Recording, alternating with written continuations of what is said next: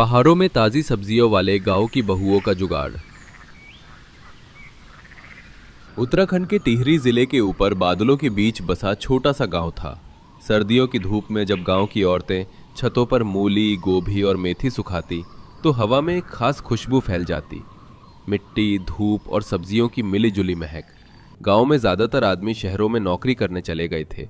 बचे थे तो बूढ़े बुजुर्ग और औरतें, खासकर गांव की बहुएं जो खेत भी संभालती, बच्चों को भी पालती और ससुराल की इज्जत भी रखती। गांव की 4 बहुएं हेमा, सुनीता, कुसुम और गीता गांव की सबसे ऊंची छत पर बैठकर बातें कर रही होती हैं। मंडी में सब्जी बेची थी, लेकिन इस बार दाम बहुत कम मिले। इतने कम दाम में हमारा क्या हो पाएगा? हमारी तो गोभी आधी सड़ गई। ट्रक नहीं आया 3 दिन तक। रास्ता बंद था बर्फ से। बताओ, ताजी सब्जियां ऐसे ही खराब हो रही हैं। इतनी मेहनत की थी हम लोगों ने। कभी सोचो हम खुद कुछ करें, हर बार बिचौलियों पर क्यों निर्भर रहें? वैसे भी बिचौलिए पैसे भी ज्यादा लेते हैं। हमें हमारी मेहनत का उतना दाम भी नहीं मिलता और उनकी वजह से काम जल्दी होता है या काफी ज्यादा देर से। करना तो चाहिए हमें कुछ, ऐसे कब तक ही चलेगा? वैसे भी हमारे पति तो यहाँ होते नहीं हैं, तो हमें ही कुछ करना पड़ेगा। हाँ, और अगर सब बहुएं मिलकर खुद सब्जियां बेचें तो हमारे आर्थिक हालात भी सुधर जाएंगे। धीरे धीरे इन बातों में एक विचार पनपने लगा। जुगाड़ की शुरुआत करने लगे। हेमा गांव की सबसे पढ़ी लिखी बहू थी। उसने कॉलेज तक पढ़ाई की थी, लेकिन शादी के बाद घर की जिम्मेदारियों में व्यस्त हो गई। एक दिन उसने सबको इकट्ठा किया और कहने लगी, हम सब मिलकर एक महिला सब्जी मंडल बनाते हैं। हमारे पास जमीन है, सब्जियां हैं, बस बाजार तक पहुंच नहीं है। अगर मोबाइल से ऑर्डर मिले तो हमारी पहुंच भी हो जाएगी और हम सबको किसी पर निर्भर नहीं रहना पड़ेगा। हम सब दूसरों पर निर्भर हैं। जब वो यहाँ आएंगे फिर वो सब्जियां लेकर जाएंगे। इससे हमारी ताजी सब्जियां भी आगे तक नहीं पहुँच पाती हैं। इसलिए हमें ही जुगाड़ करना चाहिए। मोबाइल से सब्जी बेचोगी? कोई ऐप बनाएगा क्या? मोबाइल में से कोई आदमी निकल कर आएगा सब्जियां लेने? अरे हम सब गांव की बहुएं हैं, हम कहाँ ही ऐसा कुछ अलग कर सकती हैं। ऐप नहीं पर व्हाट्सएप है ना। नीचे वाली कस्बे में मेरी मामी रहती है, वो दुकानदारों को बता देगी। हम फोटो भेजेंगे, वे ऑर्डर कर देंगे। हम अपने पतियों से या किसी रिश्तेदार से फोन के जरिए ही तो जुड़े हैं, पर सुविधा इतनी आ गई है कि हम उन्हें देख पा रहे हैं, तो हमें उस सुविधा का फायदा भी तो उठाना चाहिए। बिल्कुल सही कह रही है हेमा। देखो, नुकसान तो वैसे भी हो ही रहा है, क्योंकि सब्जियां खराब हो जाती हैं यहाँ पड़े पड़े। तो क्यों ना हम कोशिश करके देखें? थोड़ी सुविधा की मदद से थोड़ा अपना जुगाड़ लगाकर कोई नया रास्ता निकल ही जाएगा। चलो ठीक है, हम सब तुम्हारी बात मान लें। हम जुगाड़ से अब ताजी सब्जियां पहाड़ से नीचे लोगों तक भेज देंगे। पर सड़क तो आधी टूटी है, नीचे तक सब्जी कैसे ले जाएंगे? लोगों के ऑर्डर तो आ जाएंगे।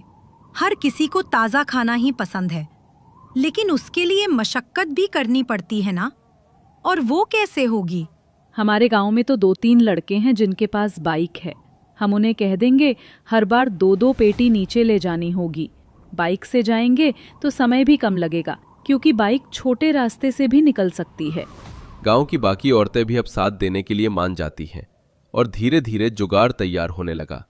अगले हफ्ते से उन्होंने अपने खेतों में काम और व्यवस्थित किया। हेमा ने मोबाइल से फोटो खींचे, ताज़ी मूली, लाल टमाटर और चमकदार हरी मिर्च। उसने व्हाट्सएप पर धारकुंड फ्रेश सब्जियां नाम का ग्रुप बनाया, जिसमें उसने कस्बे के दुकानदारों, अपने रिश्तेदारों और कुछ ग्राहकों को जोड़ा। अरे देख रहे हो, गांव की बहुएं अब अपना बिजनेस शुरू कर रही हैं। कर तो रही हैं, पर हमें नहीं लगता कि ये बिजनेस ज्यादा दिन चल भी पाएगा। अरे करने दो, 4 दिन हाथ पैर मारने के बाद पता चल जाएगा कि ये सब काम इतने आसान नहीं होते हैं जितना बाकी सबको लगता है, और फिर खुद ही अकल आ जाएगी। वैसे जब तक भी ये औरतें मिलकर काम कर पाएंगी हमारे लिए अच्छा ही रहेगा। कुछ दिन ही सही राहत तो मिलेगी, वरना खामखा ही पहाड़ से जाकर ताज़ी सब्जियां लानी पड़ती थीं। और नहीं तो क्या, जब तक इनसे हो पाएगा तब तक हमारा आराम तो तय ही है, वरना आगे तो हमें ही करना है। इनकी बस की बात कहाँ है ये। शुरू में सबको लगा कि ये मजाक है। पहाड़ के नीचे रहने वाले लोग तो मजाक भी बनाने लगे, लेकिन जब पहली बार 10 किलो पालक और 5 किलो गोभी का ऑर्डर मिला तो बहुएं खुश हो गईं। अब तो हम भी बिजनेस वाली हो गईं। पहाड़ की बहुएं अब सब्जी उद्यमी हैं। अब तो काम भी शुरू हो गया हमारा, इसलिए ना ही रुकना है और ना ही हार माननी है। हाँ, जब शुरू कर ही दिया तो पीछे क्यों देखना। गांव की औरतें बहुएं मिलकर अब काम शुरू कर देती हैं, लेकिन रास्ता आसान नहीं था। पहले ही हफ्ते में भारी बर्फबारी हो गई, सड़क बंद, रास्ता नहीं मिल रहा था, इसलिए सब्जियां नीचे जा नहीं पा रही थीं और सब्जियां ठंड में सड़ने लगीं। अब क्या करें, मेहनत बेकार गई। ऊपर से लोग अब हमारा मजाक भी बनाएंगे। नहीं, कुछ बेकार नहीं हुआ है। हम सब्जियों के अचार बनाएंगे। अचार? गोभी, गाजर, मूली सब मिलाकर पहाड़ी मिश्रण अचार। ये खराब भी नहीं होंगे और बिकेंगे भी अच्छे दाम में। जब तक रास्ता खुलेगा, ये जो खराब हो सकती हैं सब्जियां, इनका अचार बन जाएगा और नई ताजी सब्जियों का काम वापस से जारी हो जाएगा। हाँ, ये सही रहेगा। तुम लोगों को जो करना है करो, पर अब हम कुछ नहीं करेंगे। बिना बात के मजाक नहीं बनवाना हमें अपना। गांव की बाकी औरतें पीछे हट जाती है, लेकिन उन चारों ने रात भर काम किया। छत पर मिट्टी के मर्तबान रखे, तेल और मसाले डाले। अचार की खुशबू पूरे गांव में फैल गई। 2 हफ्तों बाद उन्होंने वही अचार कस्बे भेजा और क्या कमाल हुआ, 3 दिन में पूरा स्टॉक बिक जाता है। दीदी, अगली बार 20 किलो भेजना, यहाँ काफी डिमांड है। ठीक है भैया। जुगाड़ बढ़ता गया, धीरे धीरे उनका काम बढ़ता गया। अब वे सिर्फ सब्जियां नहीं बल्कि अचार, सूखी मेथी, मूली के पत्तों का साग और बुरांश का शरबत भी बेचने लगी। गांव के लोगों ने भी मजाक उड़ाना बंद कर दिया। हमारे जमाने में तो बहुएं घर की चौखट नहीं पार करती थी, अब तो ये फोन से कारोबार चला रही हैं। पहाड़ी बहू मंडल अम्मा। और सब सुनो, अब हर बहू का काम तय होगा। मैं ऑर्डर और पैकिंग का काम करूंगी। खेती और तुड़ाई ये मैं संभाल लूंगी। मैं तो अचार और मसाले में बढ़िया हूँ, इसलिए मैं यही करूंगी। ट्रांसपोर्ट और खाता बही का काम मेरा होगा। चारों बहुओं को आगे बढ़ता देख अब गांव की और भी औरतें जुड़ने लगी। महीने के अंत में जब सबको 2000 से 3000 रुपए तक का मुनाफा मिलने लगा तो उनके चेहरे की चमक किसी पहाड़ी धूप से कम न थी। अब ये बातें शहर तक पहुंचने लगी। एक दिन एक पत्रकार गांव में आया। उसने उनकी कहानी सुनी, फोटो खींचे और अखबार में लेख छापा। पहाड़ की बहुओं ने सब्जियों से रचा नया इतिहास। अरे ये देखो, मैंने हम सबका इंस्टाग्राम पर पेज बनाया है। ये क्या होता है? ये एक आधुनिक माध्यम है अपने ख्यालों को दूसरे लोगों तक पहुंचाने का। इसमें क्या होगा वो तो बताओ। इसमें अब हम अपने काम की, अपने रोज की वीडियोस भी डालेंगी ताकि ज्यादा से ज्यादा लोग हमारी कहानी को देखें और हमसे प्रेरित हों। और पता है इस पेज का क्या नाम है? क्या? पहाड़ी बहू फार्म फ्रेश।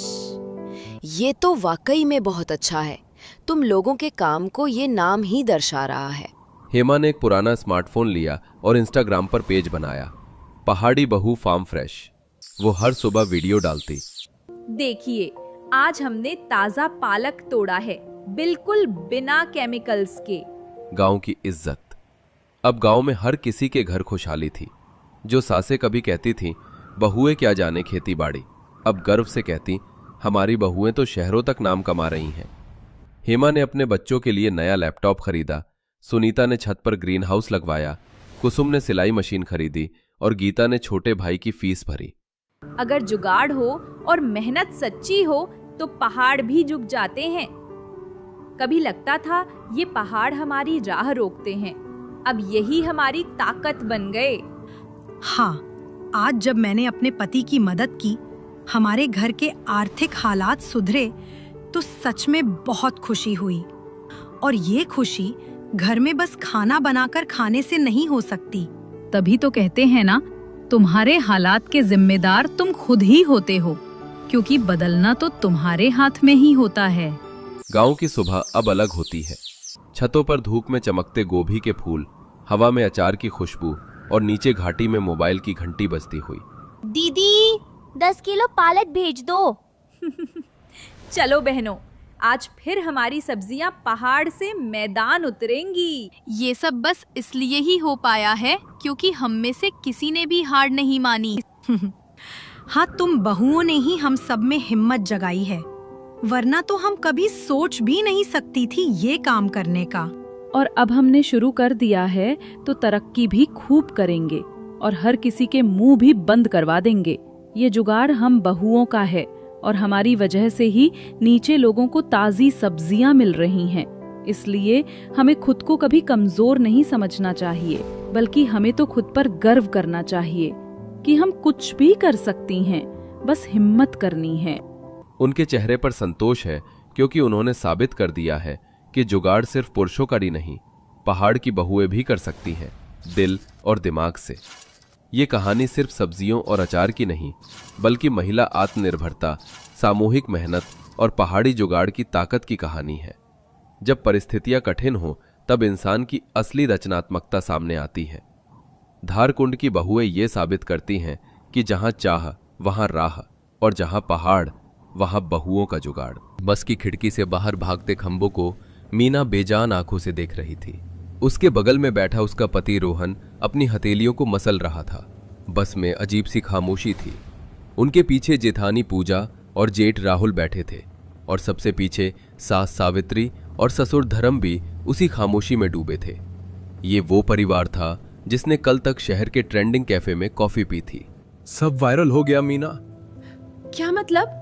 हमारा स्टार्टअप, हमारी जिंदगी, सब क्रैश हो गया। एक गलत निवेश, एक ऑनलाइन स्कैम और सब खत्म। सिर्फ क्रैश नहीं हुआ रोहन, तुमने हम सब के पैसे डुबो दिए, मेरी और पूजा की सारी बचत। बस भी कीजिए, अब लड़ने से क्या वो पैसे वापस आ जाएंगे। रास्ते में तमाशा मत बनाइए। कौन सा हुक्म है ये जिंदगी का? No signal, no life. मेरा तो इन्फ्लुएंसर करियर शुरू होने से पहले ही खत्म हो गया। सिग्नल जिंदगी नहीं देता बेटा, जिंदगी तो मिट्टी देती है। बस रुकी। गांव का बस स्टॉप आ गया था। धूल भरी सड़क पर अपना सामान घसीटता हुआ परिवार जब अपनी पुरानी पुश्तैनी हवेली के सामने पहुंचा तो सबके कदम वहीं जम गए। सामने जो घर था वो बस एक ढांचा था। दीवारें गिर चुकी थीं, छत सड़ चुकी थी और आंगन में घुटनों तक जंगली घास थी। ये हमारा घर है। राहुल, तुम मुझे यहाँ लाए हो? यहाँ कैसे रहेंगे? यहाँ तो जानवर रहते होंगे। इससे अच्छा तो शहर का वो एक कमरा था, कम से कम छत तो थी। मैंने कहा था मुझे गांव नहीं जाना। तो क्या करता, स्टेशन पर भीख मांगते? सब वक्त का फेर है, शांति रखो। अब क्या होगा माँ जी? रात कहाँ काटेंगे? बच्चे भी साथ हैं। एक जगह और है, हमारा झरने वाला ससुराल। सबने चौंक कर उनकी तरफ देखा। झरने वाला ससुराल? ये कौन सा नया डेस्टिनेशन है? ट्रैकिंग स्पॉट है क्या? डेस्टिनेशन नहीं, जिंदगी है। पहाड़ी के उस पार जहाँ झरना गिरता है वहाँ मेरा मायका था। एक पुराना लकड़ी का घर है, वहाँ मेरे बापू ने बनाया था। सालों से बंद है पर पत्थर और ईंट से ज्यादा मजबूत होगा। अगली सुबह परिवार ने अपना बचा कुचा सामान उठाया और उस अनजान पथरीली चढ़ाई पर चल पड़ा। रास्ता आसान नहीं था, जंगल घना होता जा रहा था। माँ, और कितना? मेरे स्पोर्ट शूज जवाब दे गए। 5000 के थे, पूरे फट गए। चुप! 5000 के जूते अब 5 रुपए के भी नहीं रहे। जल्दी चल। और कितना ऊपर? पापा आप थक गए होंगे। मैं तो ठीक हूँ, पर ये बच्चे। ध्यान से, रास्ता फिसलन भरा है। माँ, आवाज! कैसी आवाज? पानी। झरना! वो एक जन्नत का टुकड़ा था। ऊंचे पहाड़ों के बीच से एक दूधिया झरना नीचे एक छोटी सी झील में गिर रहा था और झरने से थोड़ी दूर बड़े बड़े पेड़ों के बीच वो लकड़ी का घर था। ये तो फैंटेसी मूवी जैसा है। चलो ताला तोड़ते हैं। धर्मजी और राहुल ने मिलकर दरवाजे का पुराना ताला तोड़ा। अंदर लकड़ी के सड़ने और सीलन की गंध थी। उफ, कितनी सीलन है। यहाँ सांस कैसे लेंगे? और रात में क्या ये सेफ है? घर बंद है पर मजबूत है। 2 बड़े कमरे, एक छोटा आंगन और पीछे झरने का नजारा। बस थोड़ी सफाई चाहिए। इसे घर बनाना होगा। पहली रात भयानक थी। झिंगुरों की आवाज कान फाड़ रही थी और जंगल से आती अजीब आवाजों से बच्चे सहमे हुए थे। शुरुआती दिन नरक जैसे थे। खाने को कुछ नहीं था सिवाय धर्म जी के झोले में बचे थोड़े से सत्तू के। ये कहाँ ले आई आप हमें माँ? सत्तू भी खत्म हो गया, बच्चों को क्या खिलाएंगे? चल बहू, जंगल कभी किसी को भूखा नहीं सुलाता। पूजा, तू बच्चों के पास रहे। दोनों सास बहू जंगल में निकल गई। ये देखो, ये लिंगड़ी है और ये बथुआ, कड़वा नहीं होता। माँ जी, शाम तक तो काफी हो गया है, पर पकाएंगे कैसे? न बर्तन है न चूल्हा। माँ जी, चूल्हा मैं बनाती हूँ, मैंने YouTube पर सर्वाइवल वीडियो देखे थे। अगले 2 घंटे मीना ने गीली मिट्टी और पत्थरों से एक छोटा सा मिट्टी का चूल्हा तैयार कर दिया। सब हैरान थे। चूल्हा तो बन गया, पर बर्तन? लकड़ी, हमें मुलायम लकड़ी चाहिए। मैं और राहुल लाते हैं। मीना ने अपने छोटे चाकू से लकड़ी को खुरच खुरच कर साधारण चम्मच और कटोरी जैसे बर्तन बनाने शुरू कर दिए। लकड़ी की कटोरी, इसमें बच्चे खाएंगे, कहीं फांस लग गई तो? भूख से मरने से तो अच्छा है दीदी, पानी से धोकर साफ कर लेंगे। वाह मीना, यू आर, मतलब तुम तो असली सर्वाइवर हो। वो टूटी हुई शहतीर बदलनी होगी, जल्दी करो। उस रात जब सबने उस मिट्टी के चूल्हे पर पके जंगली साग को लकड़ी की कटोरियों में डाला तो बंटी ने कटोरी एक तरफ धकेल दी। मुझे ये कड़वा कड़वा नहीं खाना, मुझे आलू गोभी चाहिए। चुपचाप खा ले, यहाँ और कुछ नहीं है। बच्चों को दोष मत दो पूजा, ये जंगली पत्ते हैं। पेट तो भर जाता है पर मन नहीं। ठंड भी शुरू हो रहा है, इस मौसम में हरी सब्जियां खाने का मजा ही और होता है। पालक, मटर, ताजी गोभी। पर शहर में तो सब आग के भाव बिकता है, वहां भी कहाँ खा पाते थे रोज। हाँ, पर यहाँ तो ये जंगली साग। अरे खाइए तो सही पापा, जिंदा रहने का किक ही अलग है। रोहन की बात पर सब फीकी सी मुस्कान दिए। उस रात उन्होंने जंगली साग खाया और झरने का पानी पिया। पेट में थोड़ी राहत थी, पर मन असली सब्जियों को तरस रहा था। दिन बीतते गए, घर अब घर जैसा लगने लगा था। पूजा और मीना, जो शहर में एक दूसरे से बात तक नहीं करती थीं, अब मिलकर घर चला रही थी। एक शाम मीना झरने के पास बैठी थी, वहीं जहां धर्म जी उदास बैठे सब्जियों के बारे में सोच रहे थे। माँ जी, यहाँ पानी इतना साफ है और मिट्टी भी कितनी काली है। पापा जी भी कह रहे थे कि ठंड है। सब्जियाँ, सर्दियों की सब्जियाँ, गोभी, मटर, पालक, टमाटर, इस पानी में तो सोना उगेगा बहू। पर बीज मेरे पास है, पुरखों की निशानी। सोचा था कभी काम आएंगे। ये हुई ना बात, ऑर्गेनिक फार्मिंग। हम इसे ब्रांड बनाएंगे, झरने वाला पानी, द टेस्ट ऑफ प्योरिटी। बस कर रोहन, पहले उगा तो ले, फिर से कोई स्टार्टअप मत शुरू कर दियो। नहीं भाई, इस बार ये सिस्टम से होगा। मैं सप्लाई चेन और क्रॉप रोटेशन देखूंगा। सप्लाई चेन छोड़, पहले क्यारी के लिए जमीन खोद। ये हमारा नया स्टार्टअप है। फर्क सिर्फ इतना है, ये क्रैश नहीं होगा, ये मिट्टी का है। अगले ही दिन से काम शुरू हो गया। सबने मिलकर झरने के पास जमीन का एक टुकड़ा साफ किया, छोटी छोटी क्यारियां बनाई। बच्चों ने भी छोटे छोटे हाथों से बीज बोए। झरने का शुद्ध पानी, ठंडी पहाड़ी हवा और दिन रात की मेहनत रंग लाई। कुछ ही हफ्तों में क्यारियां हरी भरी हो गईं। सब्जियां इतनी तेजी से और इतनी अच्छी उग रही थीं कि यकीन करना मुश्किल था। ये तो जादू है। इटली का ऑर्गेनिक माल भी फेल है इसके आगे। ये झरना, ये कोई साधारण झरना नहीं है बेटा, इसमें जिंदगी है। चलो रोहन, पहली फसल मंडी ले चलते हैं। वे थोड़ा डरे हुए थे, कौन खरीदेगा? अरे भाई, कहाँ से लाई ये माल? ये टमाटर है या सेब? जी वो पहाड़ी से झरने के पानी की सब्जी। झरने के पानी की? वाह, क्या स्वाद है। अरे ये जहर मुक्त माल है, ये लो, सारा माल मेरा। और सुनो, कल और लाना, मुंह मांगा पैसा दूंगा। शहर में इस ऑर्गेनिक माल की बहुत डिमांड है। ये लो एडवांस। रोहन, ये असली मेहनत की कमाई है। उस शाम जब रोहन और राहुल घर लौटे तो उनके हाथ नोटों से भरे थे। पूरी ठंड यही सिलसिला चला। झरने के पानी की सब्जियां हॉटकेक की तरह बिक रही थी। परिवार ने खूब पैसा कमाया, इतना कि शहर का कर्ज चुकाने के बाद भी उनके पास अच्छी खासी रकम बच गई थी। एक रात चूल्हे के पास बैठकर सब चाय पी रहे थे। अब तो गांव वाला घर। हाँ, अब उसे बनवाने का वक्त आ गया है। अपना पक्का घर मैं खुद डिजाइन कराऊंगी। अगले कुछ महीनों में गांव की उस पुश्तैनी हवेली की जगह एक नया मजबूत घर खड़ा हो गया। गृह प्रवेश के दिन पूरा परिवार आंगन में बैठा था। तो अब वापस शहर? शहर? जरूरत नहीं। अरे नहीं, अब यहाँ का सुकून कहाँ मिलेगा। पर ये झरने वाला घर? गांव का घर गर्मी के लिए और झरने वाला ससुराल वो हमारा विंटर होम है, हमारी कमाई का जरिया। कभी कभी क्रैश होना भी जरूरी होता है एक नए हुकअप के लिए। इस बार हमारा स्टार्टअप जमीन से जुड़ा है मीना, और इसकी फाउंडेशन बहुत मजबूत है। आज भी जब सर्दियां आती है पूरा परिवार उस लकड़ी के घर में चला जाता है।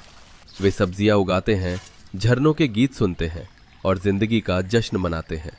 उनका झरने वाला घर सिर्फ एक घर नहीं, बल्कि उनकी कमाई का, उनकी एकता का और उनकी जिंदगी का एक अटूट हिस्सा बन गया है।